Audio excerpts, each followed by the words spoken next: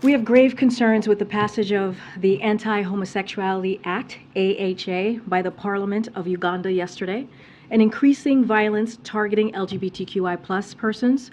If the AHA is signed into law and enacted, it would impinge upon universal human rights. Partial move, Uganda's parliament on Tuesday passed an anti-gay legislation which proposes tough new penalties for same-sex relationships.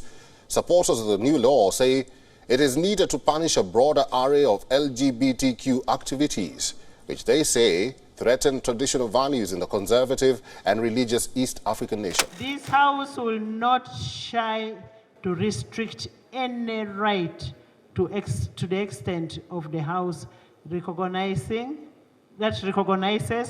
protects and safeguards the sovereignty of this country, the morals of this country, the cultures, and will always legislate for our people.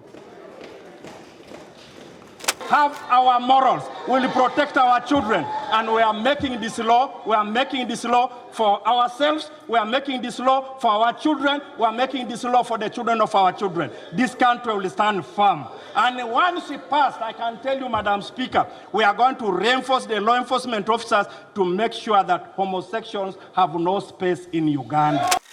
Ugandan lawmakers on Thursday introduced legislation to Parliament that proposes tough new penalties for same-sex relations in a country where homosexuality is already illegal, defying criticism from human rights groups.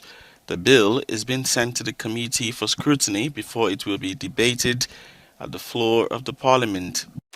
Uganda's parliament has passed a bill which would criminalise people who identify as LGBTQ, with those found guilty facing up to 10 years in prison.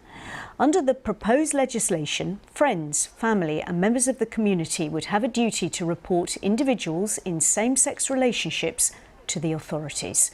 A deep sense of shock and fear engulfs Uganda's LGBTQ community. Their way of life turned on its head after Tuesday's anti-homosexuality bill was passed in Parliament.